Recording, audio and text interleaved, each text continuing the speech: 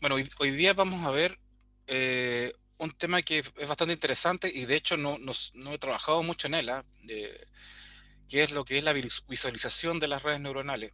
Yo en general siempre he tenido como una cosa con el tema de las redes neuronales porque a diferencia de otros modelos matemáticos que se pueden entender, la red neuronal es un, es un conjunto de pesos, ¿no es cierto?, de parámetros que supuestamente son difíciles de interpretar. Pero ahora revisando el material que de la clase de hoy me he dado cuenta que hay formas de poder examinarla. Entonces esa va a ser la clase de hoy día y luego, que no voy a profundizar mucho, pero sí se los voy a mostrar, aprovechando este tema también del manejo y el uso de los pesos, o sea, de las herramientas que se usan para la visualización, después se pueden hacer otro tipo de cosas sobre las redes neuronales, también sobre las imágenes, para sintetizarlas, que también es interesante. La verdad que no es mi campo, eh, y no he trabajado nada en eso, entonces no sé si, cómo, o sea, no sé si vamos a hacer algo práctico. No lo había contado en el curso, tener algo práctico de esto, pero creo que es un tema bien interesante. Aunque primero las prácticas que voy a desarrollar van a ser orientadas a lo que creo que es importante, como el tema de la segmentación, que sería el próximo laboratorio.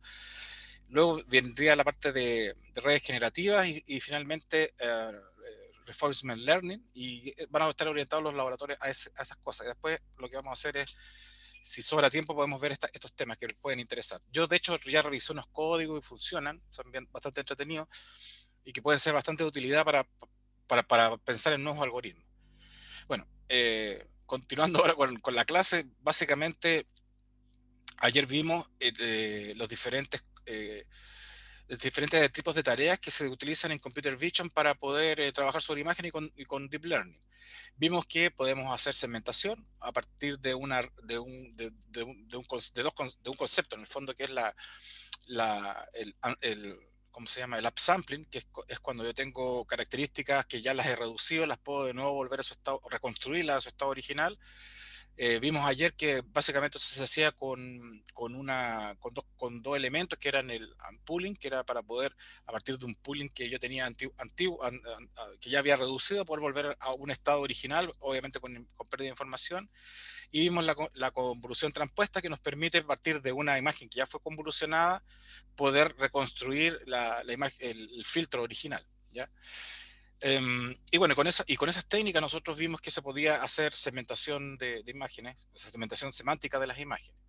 Luego vimos también que nosotros podíamos utilizar las redes de clasificación colgándole otra cabeza, que serían dos tareas en el fondo con una misma función de pérdida, y nos permitía no solamente clasificar objetos, sino que dentro de una imagen, sino que también localizarla.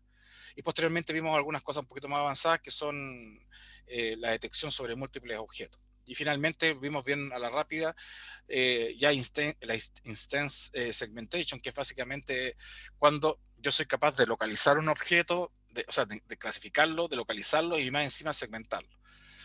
Entonces, la verdad que vamos a trabajar en esos laboratorios de aquí adelante.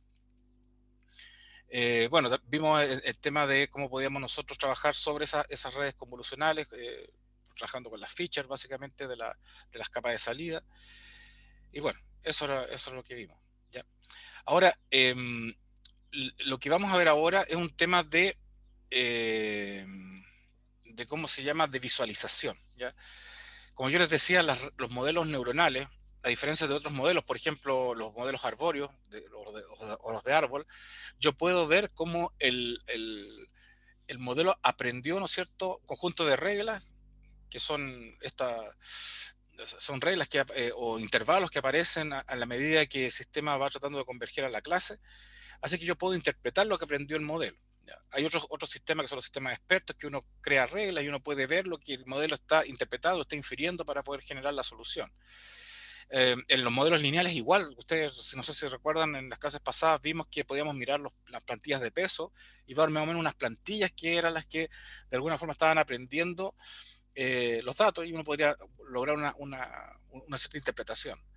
Pero desgraciadamente en el caso de las redes, estas redes convolucionales, estas redes profundas, como ustedes ya lo han visto, estas redes están llenas de parámetros, muchísimos parámetros, en este caso millones de parámetros, ¿ya? Y que hacen tareas complejas, porque por ejemplo yo le paso una imagen, en este caso esta es una AlexNet creo, que le paso una imagen de 124 por 124, y a la salida de la red él va a tratar de convertir eso a un vector, ¿no es cierto?, de 1000 clasificadores, o sea, de 1000 instancias de clasificación, o sea que por lo tanto el tratar de entender estas redes puede ser bastante complicado. Pero, sin embargo, a pesar de esas complicaciones, la gente ha buscado formas, o los investigadores han buscado formas de poder tratar de entender cómo funcionan las redes y han encontrado cosas bien interesantes, ¿ya? Bueno, primero, si yo quisiera, bueno, acá falta aquí una imagen, pero si ustedes ven acá la red, ¿qué cosas ustedes podrían hacer para poder, de alguna forma, tratar de ver qué es lo que está viendo la red? ¿Ya? Entonces, una de las primeras inspecciones que uno puede hacer es la primera capa, ¿ya? Porque aquí, a medida que yo voy entrando en la red, se va reduciendo las dimensiones, por lo tanto es más difícil. Pero aquí en las primeras capas yo puedo, por ejemplo, ver el mapa de activación que se genera a partir de alguna convolución. Entonces yo en la primera capa convolucionada podría ver los mapas de activación. O sea, por lo tanto, si yo le muestro el gato, él me va a mostrar qué zonas son las que se activan cuando ven un gato, ¿ya? Ahora, se van a dar cuenta de que, después vamos a ir analizando esto, que yo puedo pasarle una imagen de un gato y efectivamente se van a activar zonas que son parte del gato, ¿ya? Pero también se pueden activar otras zonas que son parte del contexto, ¿ya? Eso significa, es importante porque aquí lo que nosotros queremos separar es el objeto que queremos identificar del contexto, ¿ya?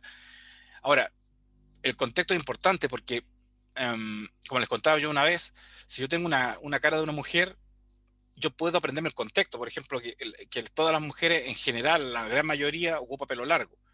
Pero eso no me permite discriminar porque, o sea, no es una buena forma de discriminar, porque si hay un hombre con pelo largo, él va a ver la cara de la persona, va a decir, bueno, sí tiene cara de hombre, pero tiene pelo largo. Entonces el clasificador podría votar en algún momento y fallar, obviamente, pensando que es una mujer. En el caso de esto igual, o sea, cuando yo le paso a la función de activación, o sea, perdón, paso una imagen a la red y trato de mirar cuáles fueron las neuronas que se activaron a partir de los mapas de activación, me voy a dar cuenta de que generalmente donde está el objeto son las neuronas que están más activadas, pero también van a notar que hay zonas que están también activadas. Y entonces eso es lo que queremos evitar, o sea, o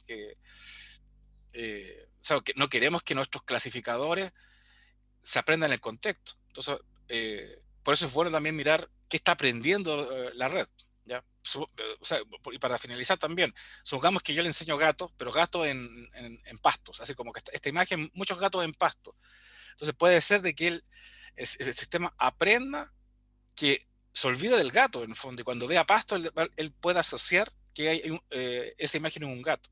Entonces, el entender cómo se activan estas redes neuronales también nos permite construir algoritmos para que filtren esa información que puede ser de contexto y que no nos interesa, porque a nosotros nos interesa el objeto. Ahora, el problema está que, imagínense, tenemos un millón de imágenes y queremos mirar nosotros cuáles son las neuronas que se activan. Eso es bastante complicado. Entonces, lo que se hace, otra forma de inspeccionar la red convolucional, es mirando los kernels. O sea, todos estos filtros que yo calculé, los puedo mirar para ver qué forma tienen. Entonces, para tener una idea de qué puede estar leyendo. Entonces, el problema es que tiene esto, que es una forma que se usó bastante tiempo era mirar cómo eran los filtros. Entonces, por ejemplo, acá, estas cosas que ustedes ven, que son cuadraditos de 11 por 11 de 3 canales, son los filtros, son los kernels, ¿ya? Entonces, nosotros hemos estado jugando con las redes neuronales y hemos usado siempre filtros de 3 por 3 o de 5 por 5, ¿ya? Pero la verdad que cuando tengo muchos objetos y tengo tamaños de imágenes más o menos grandes, estos kernels son muy pequeñitos. Entonces, lo que uno hace, por ejemplo, en el caso de la AlexNet, que tiene una imagen de entrada de 224 por 224, acá, la imagen que entra acá, bueno, 224 por 224, es una imagen ¿cómo se llama? Es una imagen que es muy grande, entonces yo puedo ocupar kernels más grandes, ¿ya? Entonces lo que yo hago, pasé la imagen, ¿no es cierto?, por la red convolucional y le dije que eran 64 filtros que quería yo convolucional, 3 canales y 11 por 11. ¿Ya? Entonces, lo que pueden ver ustedes acá es que aparecen filtros. O sea, que los kernels, los que después van a multiplicar las matrices para filtrar las imágenes, se van a especializar en los objetos que yo he entrenado. Entonces, por ejemplo, este filtro lo que está haciendo es, valga la redundancia, filtrar ese pedazo redondo, que seguramente debe ser alguna información importante en algún objeto. Por ejemplo, este filtro de acá ve bordes que están en horizontal, uno más inclinado, otros menos inclinados, etcétera. O sea, aprenden como esas características más básicas. En la medida que yo voy avanzando en la red convolucional, como pueden ver, los filtros se van reduciendo, porque es lógico que lo que estoy haciendo es tratar de reducir la dimensión de entrada. ¿Ya? Y aquí ya los filtros se vuelven es más complicado mirarlos, porque son en el fondo muy pequeñitos, no sé, y son muchos. ¿Ah? Entonces es difícil interpretarlo. Entonces lo que me queda como una primera parte, como una primera visión para analizar mi red convolucional es revisar lo peor, o sea, lo más simple es revisar los mapas de activación, o lo otro es revisar los filtros, ¿ya? Y sobre todo los filtros de la primera capa. ¿Ya? Aquí un poco se muestra por qué los filtros de la primera capa o del layer 1, generalmente uno los revisa porque son pocos, ¿no es cierto? Están en colores más encima porque puedo manipular los canales, pero a la medida que yo voy profundizando en la red, van apareciendo más filtros, más pequeños todavía y muchos. Entonces aquí ya no tiene mucho sentido poder entender, o sea, tratar de entender esto primero es complejo y segundo no tiene mucho sentido, porque aquí tenemos detallitos particulares de la imagen que yo estoy tratando de extraer para cosas muy específicas. Aquí es un poco más general. Bueno, me imagino que ustedes están pensando, bueno, la verdad que es como bastante malo esta forma de poder mirar las redes. Se dan cuenta que es complicado, no es un tema sencillo, ¿ya? Eh, entonces tenemos que buscar otras formas. Bueno, una de las formas que se hacen, que uno hace, es básicamente poder utilizar esta capa de salida, que es de la última capa convolucional antes de pasar al softmax, para poder yo, de alguna forma, de esta información que tengo acá, poder recolectar, reconstruir los vectores de Fisher, ¿ya? Entonces, o sea, lo que tenemos que tener claro acá es que cuando yo puse una imagen y le enseñé varias veces, ¿no sé, un millón de imágenes, muchas imágenes, acá, esta última capa, que va antes de la softmax, acá se podría decir que hay una cierta codificación que identifica una imagen de otra. Entonces, yo podría utilizar esa información codificada, para poder ver cómo se distribuye esa codificación y ver, mirando, ¿no es cierto?, ver si realmente esos vectores que yo creé a partir de todos estos filtros y después las redes convolucionales, perdón, las redes fully connected, si esas features que genera o características que genera antes del softmax están realmente describiendo los objetos que yo quiero describir. Entonces, los métodos que se utilizan para poder hacer eso son los métodos estos de vecinos cercanos, ¿ya? Neuras Neighbor, que lo que uno trata de hacer es poder construir una especie de algoritmo que es capaz de agrupar aquellas features de este último vector del 4096, el último vector de la salida, poder ver cuáles son más parecidos de otros y poder de alguna forma ver si realmente la red, cuando genera un vector de feature, es para representar una imagen específica y no se está confundiendo, ¿ya? Entonces, por ejemplo, nosotros en unas clases anteriores hicimos un ejercicio de tomar los vectores, creo que del clasificador lineal o algo, y aplicamos este algoritmo de KNN y podíamos nosotros mirar que los vectores, esos vectores de Fisher se parecían, ¿ya? Entonces, o sea, lo que voy a decir es que en el fondo yo tengo acá, ya aprendió ya la red, le paso una imagen y este vector que está generando acá, por ejemplo, para plantas de este estilo, se parece mucho con respecto a ese objeto. Entonces, quiere decir de que cada vez que llega una planta, él lo codifica de esa forma. Entonces, quiere decir que él aprendió bien, que en el fondo él tiene un vector que es capaz de separar a todos los que son de un tipo de objeto en particular. ¿Ya? Como pueden ver ustedes acá. ¿Ya? Acá hay cosas interesantes porque estas redes profundas son capaces no solamente de codificar así como la plantilla, como lo hacíamos con los clasificadores lineales multivariables, sino que aquí, por ejemplo, podemos ver que hay un elefante que tiene diferentes poses, incluso entran en diferentes orientaciones y escalas, pero a pesar de eso, los vectores que genera esta red es discriminante, o sea que son parecidos, ¿ya? Pero son parecidos, representan un elefante, pero no el mismo objeto, sino que en diferentes variaciones que pueda tener la imagen. Entonces quiere decir que eso podría ser un buen medidor de cómo se llama, es una forma para poder mirar si realmente, si yo construí un clasificador, ese clasificador realmente está funcionando bien, está discriminando bien los objetos. Bueno, para poder construir estos algoritmos de clustering o estos algoritmos ¿cómo se llama?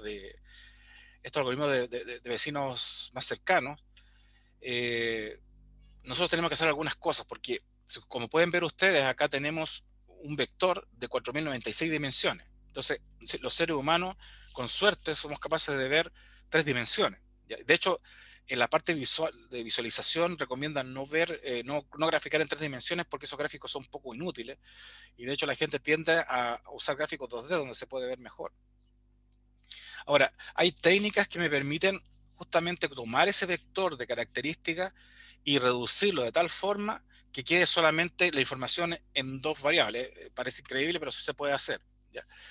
Uno de los algoritmos que permite hacer eso es lo que se llama Principal Component Analysis, PCA, que me permite, yo le paso una dimensión alta, por ejemplo, de 4096, y él luego hace una transformación para poder obtener un listado de features en las que él indica por algún medio matemático que una tiene más importancia que la otra. Entonces, lo que hace la mayoría de la gente que trabaja, por lo menos en Computer Vision, antiguamente, era construir un PCA, un Principal Component Analysis, y esta es Principal, por si acaso.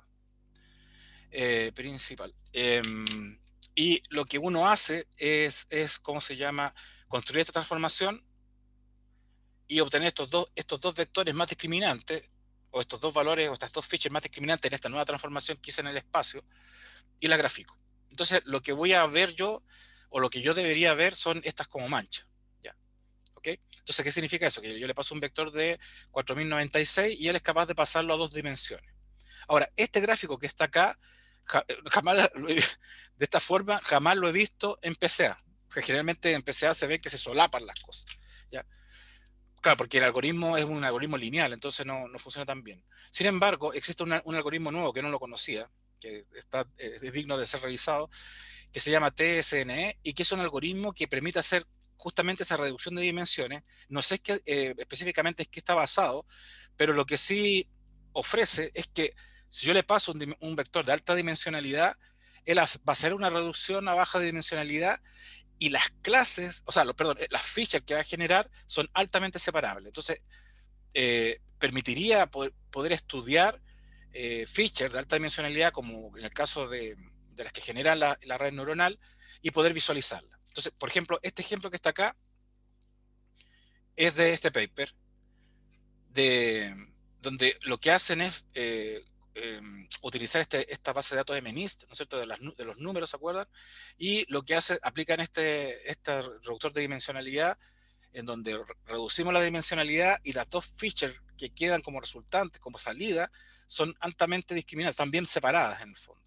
¿Ya? Entonces me permite tomar este vector y graficarlo. O sea, no sé si me entienden cuál es la idea, pero es básicamente, yo tomo este vector de 4096 dimensiones, pasa por este transformador que sería PCA, sería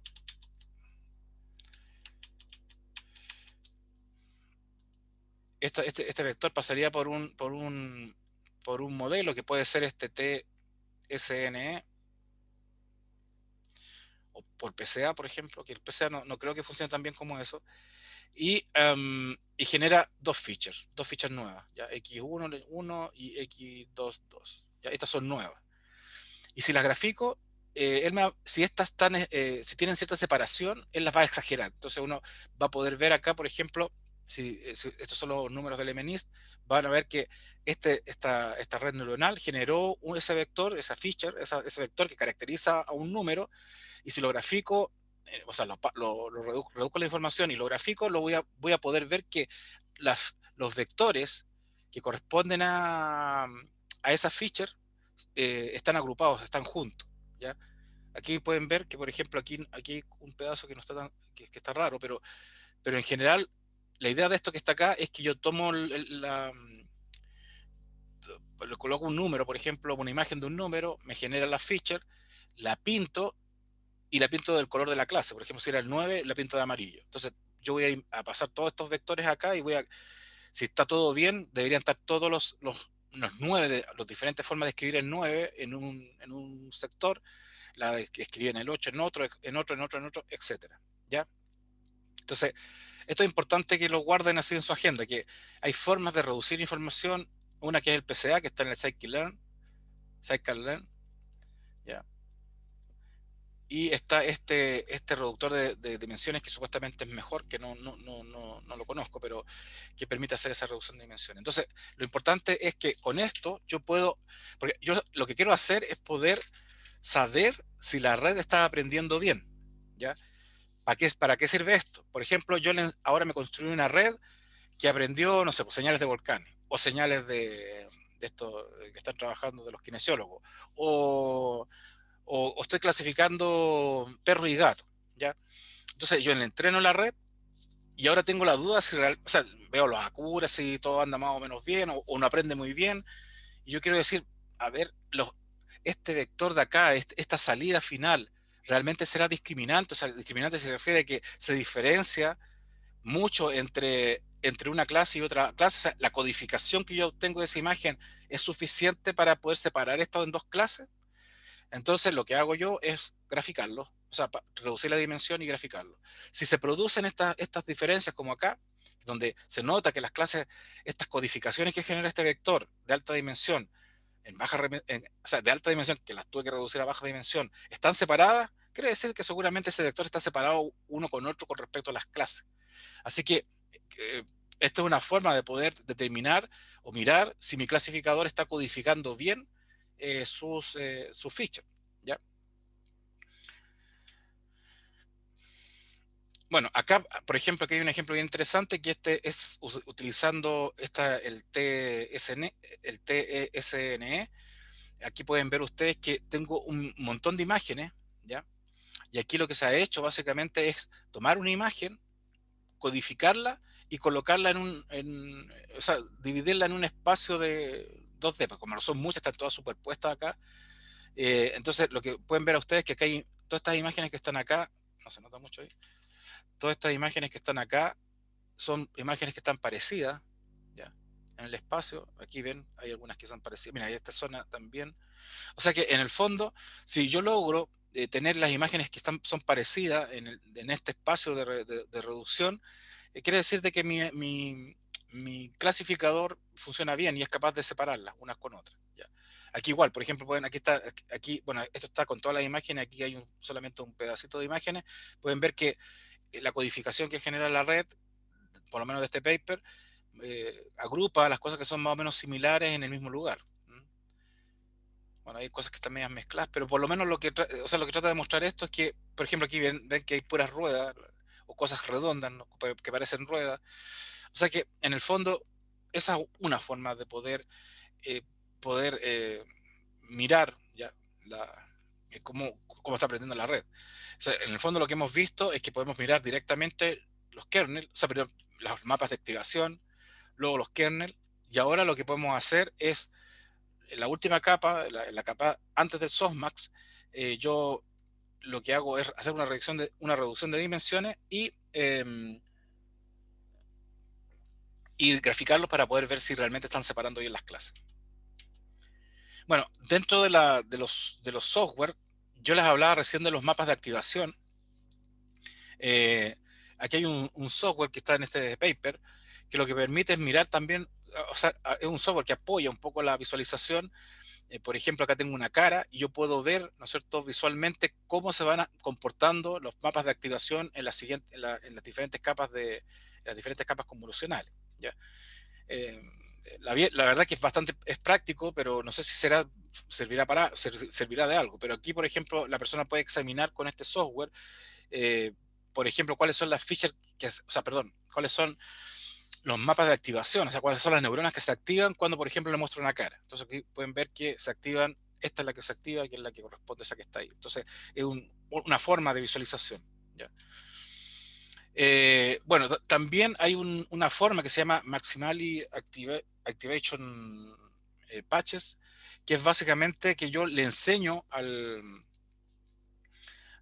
red, o sea, una imagen y le paso o le enseño estos patches, ¿ya?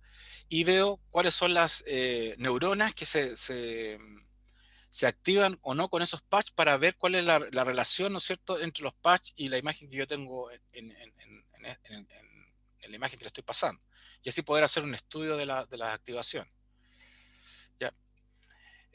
Luego, un poco parecido a lo que está acá, yo lo que hago, hay una fórmula que yo creo que esta ya es un poco más interesante y les podría parecer, eh, mm, les podría parecer, a ver, si me dan un segundito a ver si encuentro ahí una imagen que es un poquito más descriptiva de eso, que la encontré por acá. ¿Dónde la encontré? Dame un segundo.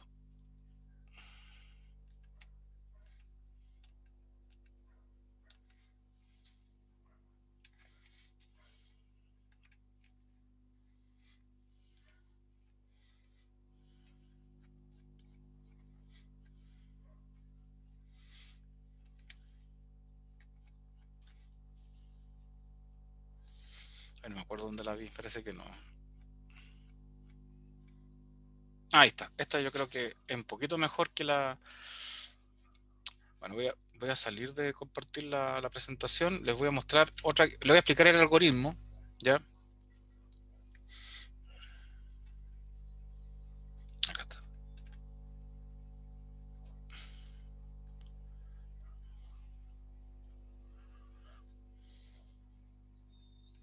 Creo que está. Ya. ¿Se ve la imagen?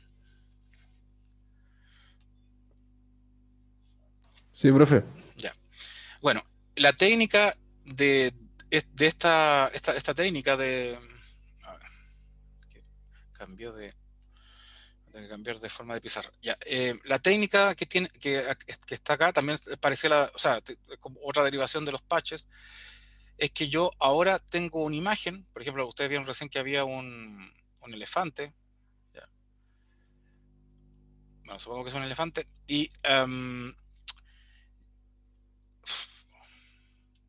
yo lo que hago es colocar un patch, o sea, una imagen que ocluya esta imagen que está acá, ¿ya? Entonces, y la idea es que yo vaya colocando esta imagen en diferentes lugares, ¿ya? Sobre el objeto que yo quiero estudiar, y al final, justo de nuevo en la última capa, antes del softmax, yo calculo las probabilidades de que cuánto influye esto, perdón, no en la última capa de softmax, sino que esta hace la clasificación y calculo las probabilidades de que cuando yo coloque esto acá, o sea, cuáles son las probabilidades que al colocar ese patch ahí, este reconozca bien o no reconozca bien esa clase que yo estoy buscando. ¿Ya? Entonces yo voy corriendo este patch por, como una ventana deslizante por toda la imagen y voy calculando esas probabilidades, ¿ya? Sobre el patch, obviamente. ¿Ya? Entonces, yo coloco el patch acá y aquí yo le paso la imagen a la red y calculo la probabilidad de que supo que era elefante o no era elefante. Entonces esa matriz, no sé si se entiende, voy a colocarlo, lo voy a dibujar acá. O sea, lo que hago yo, coloco el patch acá y entonces supongamos meto esto en la red y la red me dice elefante 0.7. Entonces aquí lo que hago, donde está el patch, coloco 0.7, 0.7, ¿ya? Y lo que hago es con todos los patches que yo paso, construyo un heatmap, ¿ya? Construyo un heatmap. O sea, construyo un mapa donde yo muestro la probabilidad de que, dependiendo de donde coloque el patch, la probabilidad de que el, ¿cómo se llama? De que el objeto sea detectado o no, ¿ya? En este caso, el rojo quiere decir que es una alta probabilidad y lo azul quiere decir que tiene una baja probabilidad. Entonces, por ejemplo, en la imagen que está acá arriba, esta de aquí, lo bajé, la bajé porque sale ahí la respuesta. O ya la leyeron seguramente, pero no creo que ustedes me la deduzcan.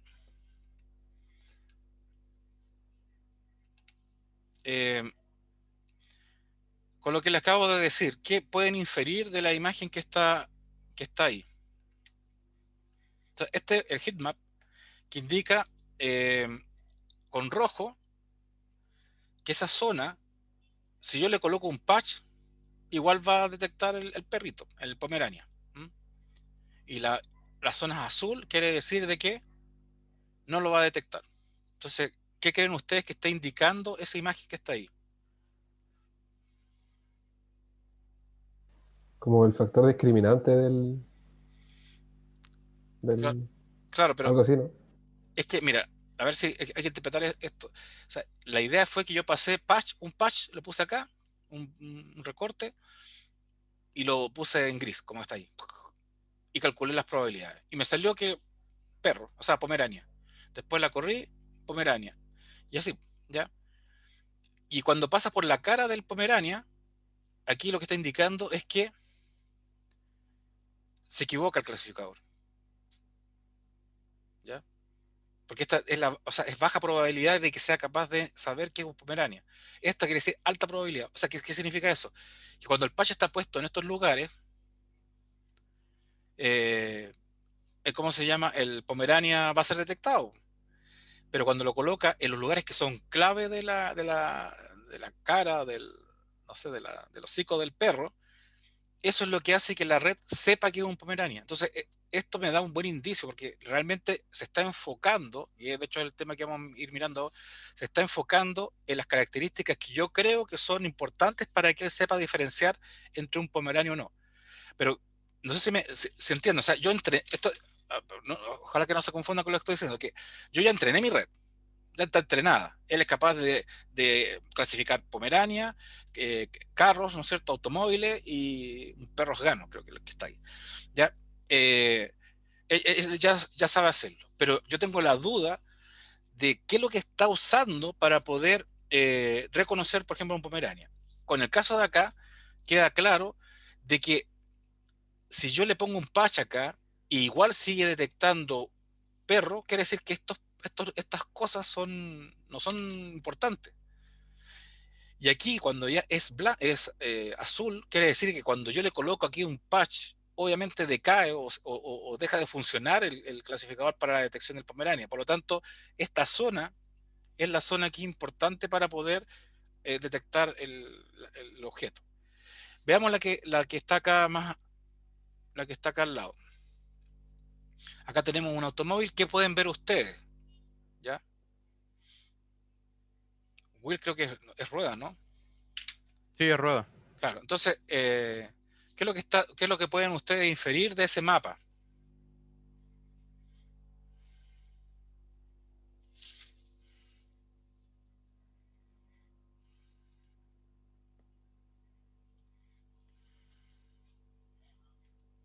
Que la rueda es como lo importante para... Claro, porque esto es como al revés, es como lógica inversa, sí. Que si yo le coloco un patch acá y trato de calcular esa imagen con ese patch, las probabilidades decaen de todo este sector. O sea, todo este sector decae muchísimo si es que se ocluye. Entonces, para mí me da cierta tranquilidad porque yo puedo decir, aquí se está fijando en la rueda para poder hacer la clasificación. Pero aquí viene algo un poquito malo, que también decae con la parte del automóvil. O sea, quiere decir que también está aprovechando el contexto.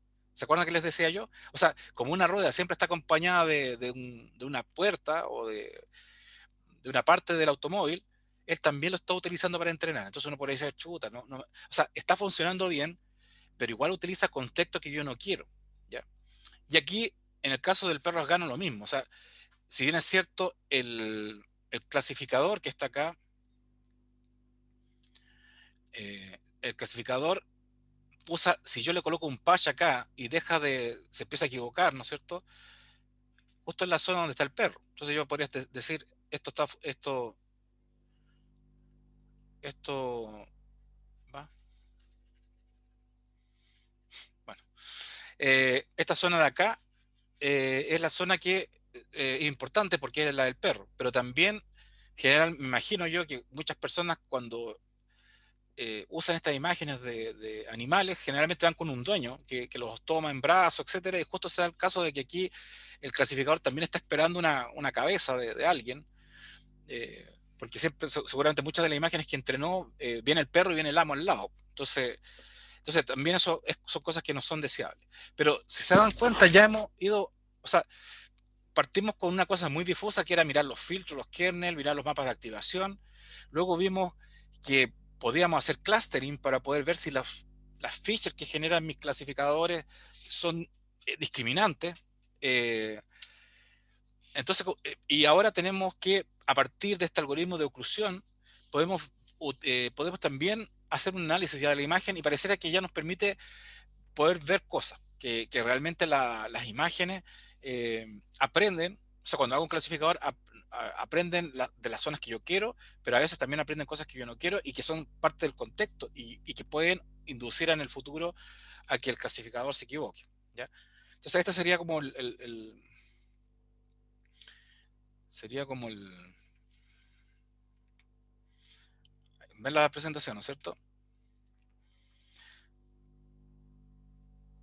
Sí, Sí, se ve. profesor. O sea, ya. Entonces, acá, por ejemplo, también podemos ver lo mismo, que los experimentos de oclusión me permiten es que yo tomo una imagen, le coloco un patch, la paso por la red y veo y pregunto acá si las probabilidades son las probabilidades, o sea, se reconoció o no un elefante a pesar de que le puse ese patch ahí. Y ahí lo mismo, construimos el mapa con alta probabilidad, o sea, hubo un patch acá, igual lo pudo clasificar bien, o sea, hubo alta probabilidad de que lo clasificó bien, y nos damos cuenta que dentro de este contexto, ¿no es cierto?, dentro de esta forma, que es la que reconoce al barco vela, ¿no es cierto?, es importante. En el caso del elefante, la cabeza pareciera que es muy importante, el resto no influye. En el caso de los go-kart, también mira las zonas que son importantes dentro del go-kart y las demás las deja fuera. Aquí bueno, aquí hay acto de contexto, quizás también que lo está utilizando y que no es bueno. ¿Ya? Pero como pueden ver, a partir de un algoritmo bastante sencillo, uno puede construir estos mapas para poder eh, mirar un poco qué me está mirando la red. ¿Ya? Yo estas cosas creo que son interesantes. Bueno, luego vienen aquí los Saliency Map, que son una forma de también ya poder, bueno, aquí podemos ver, hicimos una forma más bien carretera de poder encontrar dónde la red mira.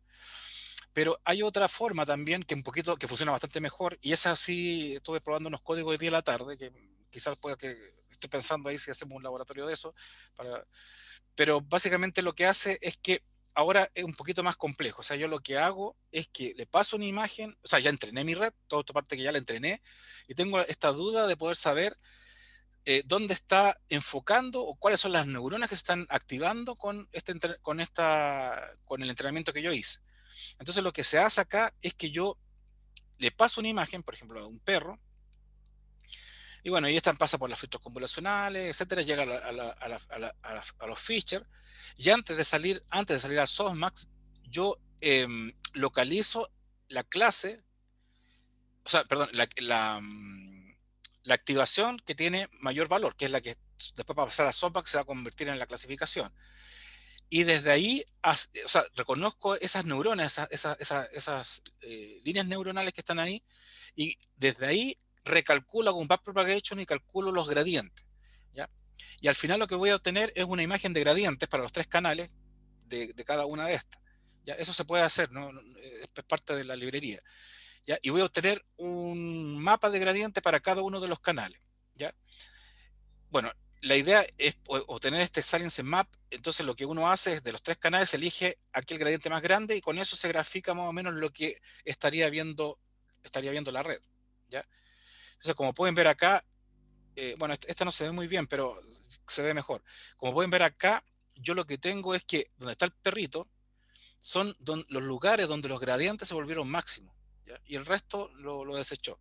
¿ya? Entonces puedo, de alguna forma, poder identificar qué está viendo. Entonces, también para hacer un análisis de si la red, o sea, ¿para dónde va esto? ¿Para cuál es el uso de esto? Es que yo pueda, si mi red me está fallando, por ejemplo, poder usar estos algoritmos y poder ver qué cosa está viendo la red, dónde se está equivocando para poder mejorar quizás la misma red, o sea, o aumentar las regularizaciones, o cambiar las capas, los tamaños de imágenes, o los filtros, ¿ya? Entonces, esa es la utilidad que tiene esto. Como pueden ver acá, yo si ya entrené una red, en este caso, he visto que generalmente entrenan en una red que se llama la VGG19, que es una red de convolucional que tiene una arquitectura que están ya entrenadas. De hecho, el ejercicio que yo vi estaba hecho en PyTorch para justamente esa red, que no tiene una capa de softmax al final, y lo que me permite es calcular estos gradientes, y entonces yo puedo examinar dónde se producen estos gradientes, dónde hay más fuerza o dónde se producen más cambios, ¿no es cierto?, en la imagen, y podemos ver que acá, que cuando yo le muestro un velero, que hay una zona en particular en donde se fija, igual acá, etcétera, etcétera. ¿Ya? Entonces, con los Salience Map uno puede ya mirar dónde está mirando, entre comillas, la red, o dónde se están activando la mayoría de las neuronas. ¿Ya? Bueno, esto también se utiliza o se mezcla con otro tipo de algoritmo que se llama GraphCAD, ¿ya? Sobre Salience Map, y lo que me permite hacer es poder hacer segmentación como la que hemos visto. O sea, nosotros hemos estado, las hablé la clase pasada, de poder hacer segmentación, ¿cómo se llama? Un poco supervisada, porque yo le paso una imagen y le paso una máscara, ¿ya? Pero yo puedo hacer un tipo de segmentación sin supervisión o con supervisión débil, por el paper que estoy revisando, donde a partir de estos gradientes yo puedo identificar dónde está el objeto, ¿ya? Y luego a partir de esos gradientes yo puedo simular una máscara y poder hacer finalmente puedo hacer la segmentación. Y aquí hay algunos ejemplos que son bastante espectaculares. O sea, fue capaz sola de aprender a segmentar un saltamonte, una serpiente y un ave, ¿ya? Bueno, luego hay otras formas que son los Intermediate Feature via Gated Backpropagation, ¿ya? Que básicamente utilizan una forma de filtros para poder también obtener esa zona de relevancia dentro de la red, ¿ya? La verdad que este se parece mucho a lo que vimos nosotros de estas, ¿cómo se llama? De esta técnica de patches, ¿ya? Que yo le voy pasando patches para poder identificar eh, cuáles son los patches que son utilizados, o de la forma de los patches que son utilizados para poder reconocer un objeto. Esto va un poquito más allá porque, como pueden ver ustedes, yo le paso patches de la imagen y él lo que utiliza o lo que se activa tiene una forma como de ojos, pueden ver ustedes acá. Para estos patches se activan estas, ¿ya? Entonces obtengo como una figura así media fantasmagórica, eh, pero que nos sirve para ver qué está utilizando para poder aprender, en el fondo, ¿ya? Bueno, aquí viene una parte que ya yo les decía un poco lo que me interesa revisar en el fondo de la asignatura es lo que de aquí hacia atrás, ¿no? Que es básicamente la parte de visualización. Ahora, a partir de estas técnicas de visualización, lo que hacen ellos es empezar a utilizar esas features que se generan a partir del entrenamiento, y yo puedo mezclarlas o exigirle con otras features que yo puedo trasladar a la red para crear otro tipo de redes que cumplen otras tareas. Por ejemplo, una cosa que se llama síntesis de textura, ¿ya?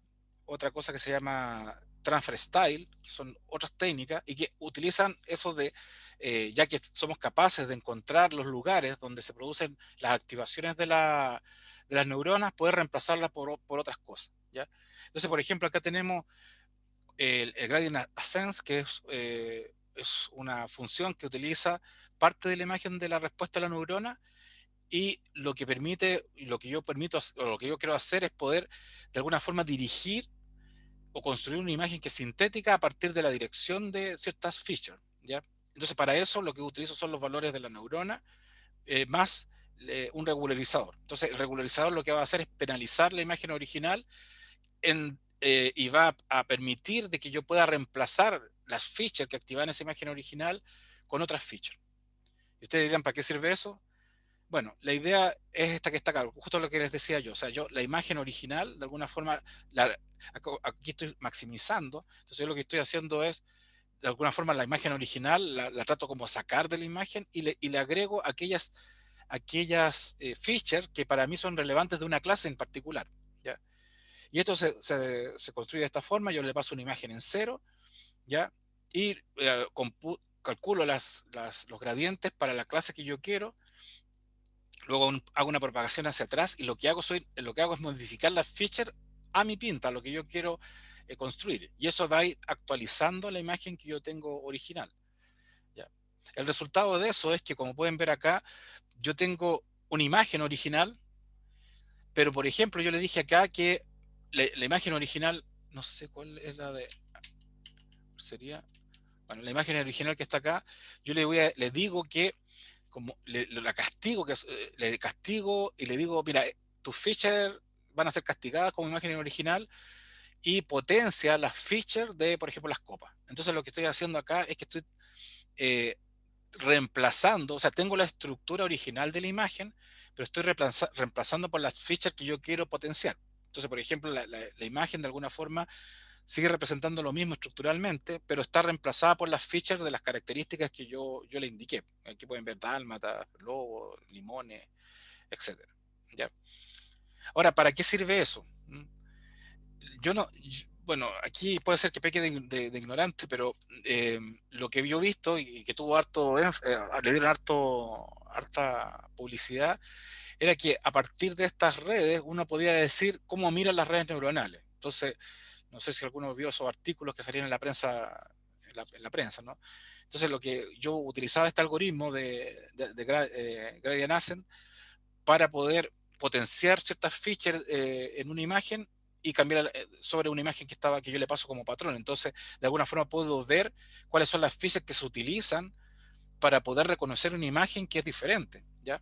Entonces aquí un poco uno la puede ir exagerando y haciendo que algunas features tengan mayor importancia y al final el resultado es que estaría diciendo de que para reconocer una imagen, no sé, por un puerto, necesito arañas, necesito perros, ya, pero eso es un poco como, ese soy yo que de alguna forma manipulo cuáles son las features que yo quiero que sean las importantes, ¿ya? Bueno, como pueden ver acá, básicamente lo que me permite es que justamente yo puedo cambiar las texturas de las imágenes con eso, ¿ya? Entonces, ahí pueden ver cómo a partir de una imagen original las puedo yo ir transformando y dándole unos estilos que son más bien artísticos, ¿ya? Bueno, también esta Gradient Ascent, como yo tengo la capacidad de poder trabajar sobre las features, me permiten modificar imágenes y agregar imágenes, o sea, mejorar imágenes a partir del uso de estas features. Entonces, si por ejemplo tenemos una imagen y queremos darle algún tipo de efecto, podemos ir jugando con esta relación entre la regularización y las features que yo estoy seleccionando, o la fuente que estoy seleccionando, y poder modificarlas para darle algún tipo de estilo o potencial. ¿Ya? También hay una forma, esto no, hay una forma que se llama el Deep Dream, que permite amplificar features. Y esto, ¿para qué sirve? Bueno, ahí está el código, pero ¿para qué sirve? Es que yo puedo a una imagen transformarla en la misma imagen, pero la idea de acá es que yo voy a potenciar que para la reconstrucción de esa imagen voy a agregarle features de otras. Ahora, el resultado visual es casi la misma imagen, ¿ya? Perdón, si aquí se mostraba. ¿Ya? Aquí yo tengo un elefante y aquí tengo la misma imagen del elefante, pero esta imagen de elefante fue reconstruida con feature de koala. Si bien es cierto, las dos se ven como iguales, si uno calcula la diferencia entre ¿cómo se llama? El elefante y un poquito de fuerza en el koala, la diferencia se nota que hay una especie de diferencia. Si le agrego más diferencia a los dos, ya empiezo a notar que esta imagen, a pesar que se ven iguales, sí son diferentes, ¿ya? Por ejemplo, acá tengo este buque a vela y aquí se reconstruyó esta imagen a partir de las features de los iPods. ¿Ya? Y si nosotros aplicamos un poquito de diferencia, o sea, le damos poquita importancia a las features, casi no hay diferencia, pero si le agregamos más diferencia, estas imágenes que parecen iguales tienen cierta diferencia. ¿Para qué creen ustedes que sirve eso que está ahí?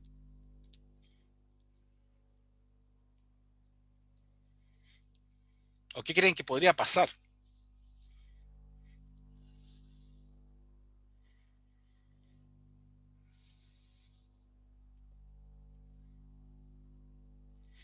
Bueno, yo les cuento. Si ustedes pasan esa imagen a un clasificador, al clasificador donde entrenaron esto, le va a decir elefante. Si ustedes le pasan esa imagen a este clasificador, le va a decir koala. ¿Ya? Y no hay un koala, hay un elefante para el ser humano, para la vista del ser humano. Pero el truco que se hizo acá es que esta reconstrucción va a activar neuronas que se activan para los koalas. ¿Ya? Entonces, aquí lo que ustedes pueden ver es que la apariencia que tiene una imagen para una red neuronal no es la misma que ve el ser humano. ¿Ya? O sea, él puede estar interpretando otra cosa a pesar de que nosotros visualmente vemos un objeto que lo clasificamos, que lo vemos claramente como un elefante, pero aquí puede ser de que hay una imagen que tenga ciertas características que parece que, o sea, visualmente un elefante, pero son características que además se asemejan a un koala. Entonces yo eh, puedo de alguna forma modificar esas características internamente. ¿Ya?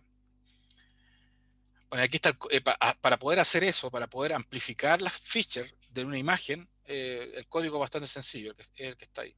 ¿Ya? Bueno, si yo, por ejemplo, quiero amplificar feature, y aquí vienen unas cosas que, como les decía yo, aparecieron en muchos lugares en la prensa, que era cómo miraban las neuronas, pero lo que en el fondo hacían era un juego de amplificar, o sea, yo le enseño una imagen y cuando la reconstruyo, en esa reconstrucción le exijo que se fije en ciertas features en particular para que la reconstruya. Si la amplificamos mucho, bueno, en este caso no se nota, en el caso que vimos recién no se nota, pero sí deberían haber elementos de koala ahí que yo no veo, pero que si el clasificado los detecta. Ahora, si yo exagero esto, pasa esto, que por ejemplo hago la reconstrucción ahora de mi imagen y lo que obtengo, por ejemplo aquí seguramente le amplificaron las features de estos objetos, entonces reconstruyó la imagen, pero a partir de las features del objeto, de los objetos, de las features que amplificó. Entonces la imagen que les dio es esa que está ahí. ¿Ya? Por ejemplo, aquí tienen un perro, aquí tienen las fichas que amplificaron fue la de un cerdito, etcétera, ¿ya? Y se van creando diferentes tipos de cosas raras, ¿ya? Dependiendo de las features que yo haya mezclado. ¿Ya? Y aparece el Pig Dog, etcétera. ¿Ya? También yo puedo amplificar ciertas, por ejemplo, si quiero algunas features que son más estructurales, también las puedo amplificar y puedo generar efectos visuales interesantes dentro de lo que es la imagen. ¿Ya? La verdad que no es lo que quería, lo importante de la clase de hoy, sino que es mostrarle el potencial que tiene, o sea, la flexibilidad que tiene igual la red neuronal, o sea, que yo puedo hacer transformaciones sobre las imágenes solamente amplificando y inhibiendo algunas features dentro de la red, o sea, fijándome en las activaciones de la red. ¿Ya?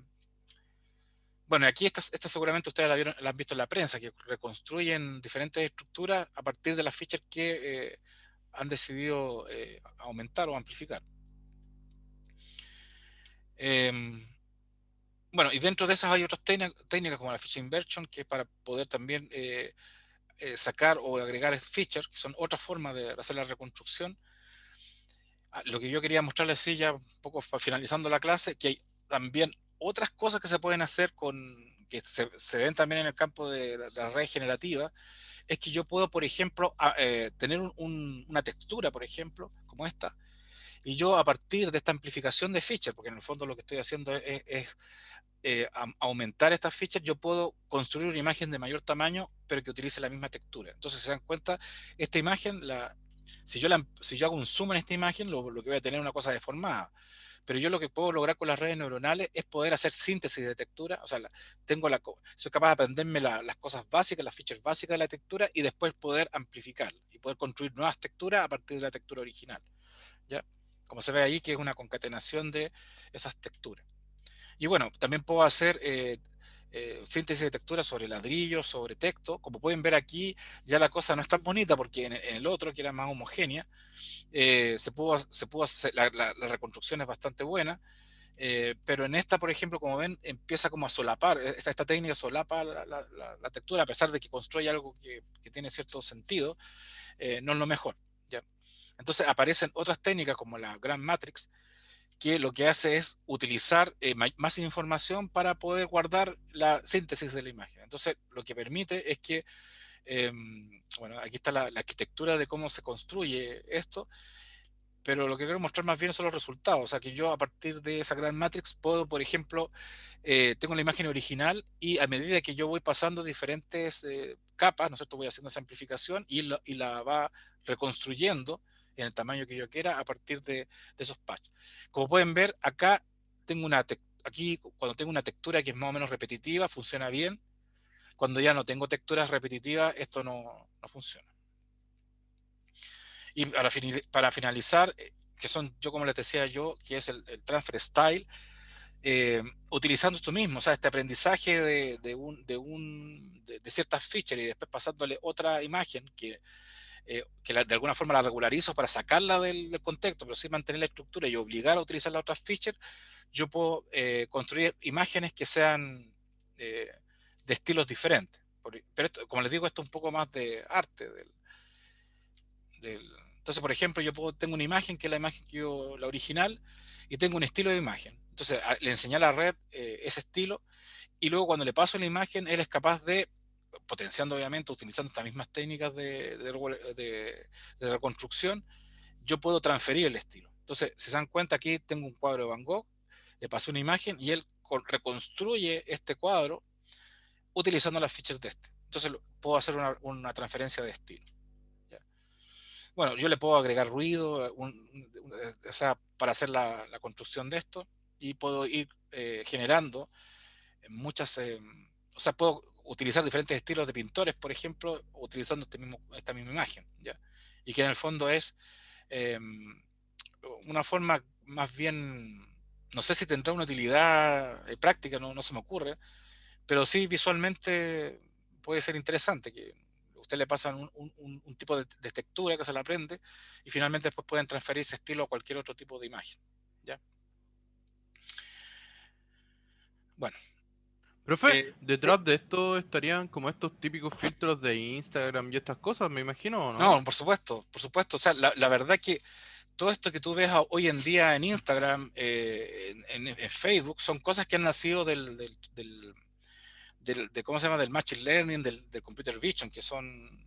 Entonces, efectivamente, todos estos filtros que aparecen, por ejemplo, las orejitas también antiguamente eran funciones de transferencia matemática, ahora son eh, redes neuronales que son capaces de encontrar tu cara y sobre eso colocar una textura, etcétera. O sea, sí, pues, efectivamente, todas estas cosas que tú ves en la vida diaria le han sacado provecho en las redes sociales.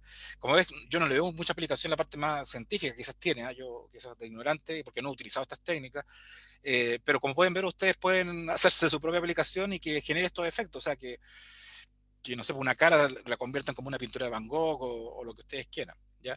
Ahora, ustedes pueden ver que son parámetros en el fondo que yo voy cambiando, o sea, aumentando, disminuyendo, y yo puedo hacer que la imagen tenga un estilo muy marcado o que lo vaya diluyendo de repente a lo que yo quiera, ¿ya? Incluso mezclando diferentes estilos. Y bueno, eso les contaba, o sea, la verdad que la clase de hoy, bueno, ven que igual es bonito las cosas que hace, se pueden hacer. Ahora,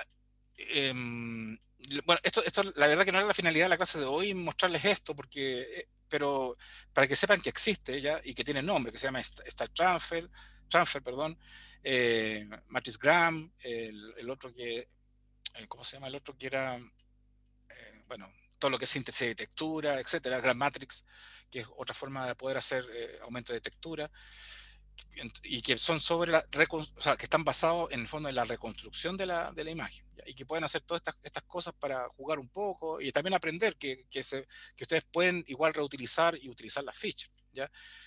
Ahora, lo importante de la clase de hoy y lo que me interesa a mí que sí sepan bien y que lo vamos, yo creo que es muy probable que lo traduzcamos en un laboratorio porque lo he estado estudiando en la tarde, es el tema de entender para dónde miran las imágenes. Esto es importante, o sea, porque ustedes después pueden hacer cosas re interesantes que de hecho es lo que están haciendo hoy en día, o sea, lo que yo leo en las publicaciones, que ahora, antes, por ejemplo, cuando yo construía un algoritmo, la red neuronal se aprendía, o sea, aprendía las features y utilizaba lo que tenía ahí para poder hacer la clasificación.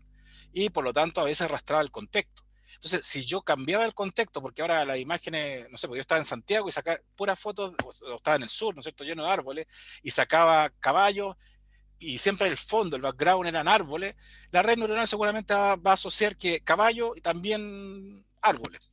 Entonces, él va a aprender la red neuronal y ya en el sur le va a funcionar. Cada vez que un caballo lo clava, así es, al tiro caballo. Y lo traen al norte y nunca reconoce un caballo. ¿Por qué? Porque él ve el caballo, pero le falta el contexto que cree que es parte del caballo. Entonces, lo que hoy en día se está trabajando es que cuando yo le enseño una red, yo le enseño también a atender los puntos que son importantes. ¿Ya? O sea, que solamente que se quede con los puntos que son importantes y que representan el objeto. Y que son estos salience en mapa. ¿Ya? Y usted me va a decir, y bueno, ¿y cómo se hace eso? No me van a creer que algunas formas de hacerlo es que la gente construye bases de datos donde se coloca un casco de esto con eye tracking y les muestran imágenes y la gente, con mucha gente obviamente, les muestran imágenes y graban lo que la gente mira. ¿Ya? Y marca los puntos. Por ejemplo, si uno ve un perro, por ejemplo, le dicen, tiene que reconocer un perro. Entonces uno mira cierto, el ojo de forma rápida, mira ciertas zonas y guardan esos mapas en bases de datos. ¿Ya? Y de hecho existen esas bases de datos, si quieren por ahí, si las necesitan, esas las puedo buscar. ¿Ya? Entonces hay bases de datos que tienen información de dónde nuestros ojos miran cuando tienen que reconocer un objeto. Y así evitan que cuando yo voy al sur y le enseño caballo, yo voy a obligar que mi algoritmo se fije en las zonas donde debería haber un caballo y no en el contexto, por ejemplo. Entonces eso hace que todos estos objetos se independicen de estos contextos. Entonces, supuestamente eso mejora la clasificación. En el caso, por ejemplo, que estamos trabajando con un alumno en temas de expresiones faciales, pasa que si yo le paso background y estoy haciendo expresiones faciales, también empieza a agregar contexto alrededor. Entonces, nosotros estamos trabajando sobre unas técnicas que lo obligamos a que se fije se focalice en la parte que es importante. Entonces, las partes, incluso cuando cada uno hace una expresión diferente en la cara, se focaliza, o el algoritmo debería focalizarse en ciertas zonas y no toda la cara. ¿Ya? Porque cuando yo me río se mueven ciertas partes, cuando estoy serio se mueven otras, etcétera. Entonces, estas técnicas de visualización, que son técnicas de visualización, como ven ustedes, permiten también jugar con el tema de las features para de alguna forma amplificar feature o no cuando yo necesito para poder crear estos transfer style o ¿cómo se llama? Síntesis de textura. Pero también son importantes para poder mejorar los algoritmos que tenemos actualmente. Entonces, la idea de esto, más que esto que está acá, que me estoy yendo para el lado que no quiero, eh, es que entiendan que existen estos algoritmos, ¿ya? Y que dentro de los algoritmos que hoy en día se usan, no son estos muchos, ¿ya? Esto se puede utilizar, sería interesante, pero sobre todo el cluster el TSNE. También es interesante, pero ustedes verán que es lento porque tengo que hacer un patch, moverlo por toda la para construir el mapa el heatmap, el mapa de calor.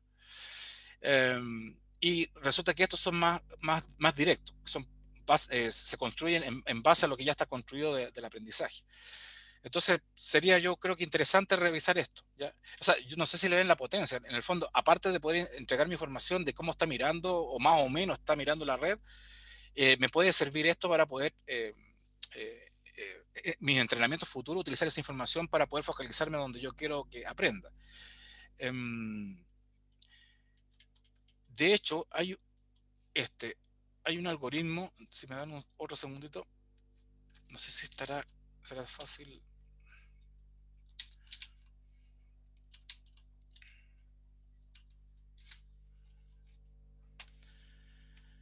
Y con esto los dejo.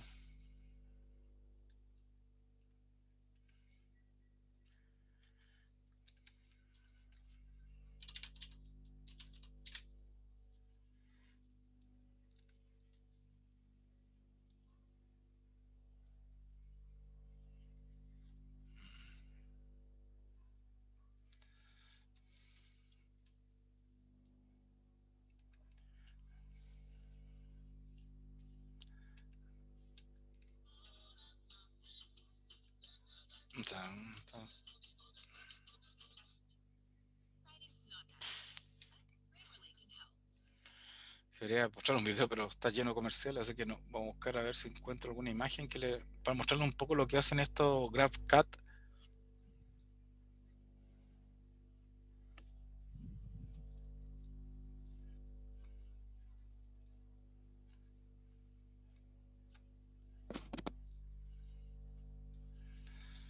No encuentro nada.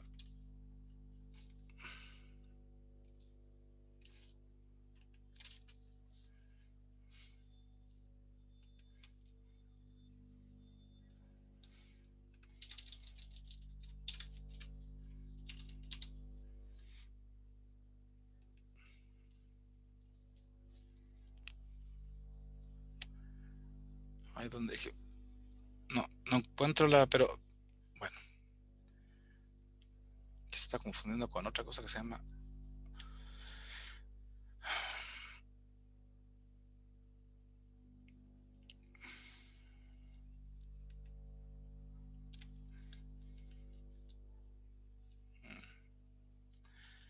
Acá está, me encontré uno. Pensé que iba a ser más fácil. Este algoritmo y con esto lo cerramos lo de hoy día. Esto es lo que hace el GrabCAD. Me permite a mí poder encontrar, por ejemplo, le paso una imagen y es capaz de encontrar la zona donde, o sea, para poder reconocer ese objeto, es capaz de reconocer esas zonas donde está poniendo atención en el fondo. ¿Ya? Entonces uno puede hacer una inspección del algoritmo y poder ver si lo que está reconociendo está dentro de lo que yo encuentro cuerdo. Entonces esta es una forma, como les digo, de poder utilizar el algoritmo. Ahora, como les decía yo recién, si bien es cierto, esto partió con el tema de poder ver lo que la red miraba, esto se empezó a utilizar para otras cosas. Por ejemplo, aquí están haciendo segmentación, entonces utilizan este algoritmo que se llama Mason con GrabCAD y son capaces de hacer algún tipo de segmentación. ¿Ya? Entonces aquí muestran cuando yo lo hago solo, o sea, y hace el GrabCAD, y cuando lo utilizo con el algoritmo. ¿Ya? Entonces, como pueden ver, esta técnica se utiliza mucho para ver qué está mirando, sobre todo, por ejemplo, en cosas de caras, que yo quiero ver qué zonas son las que estoy mirando. Utilizo estas técnicas para poder eh, ver dónde está poniendo atención el algoritmo. ¿Ya? Entonces, esa sería como la forma de poder analizar nuestras redes neuronales. Como ven, no es la forma de analizar las redes neuronales profundas, no es analítica, no es matemática, como lo hemos visto en otro algoritmo de Machine Learning, pero bueno, eh, esta es una forma, ya que es bastante empírica, como ven también, o sea, es visual. Yo lo que trato de ver es cómo se activan las neuronas y a partir busco una representación que me permita sacar deducciones de cómo está aprendiendo. Así que eso sería el tema de hoy día. No sé si tienen alguna duda.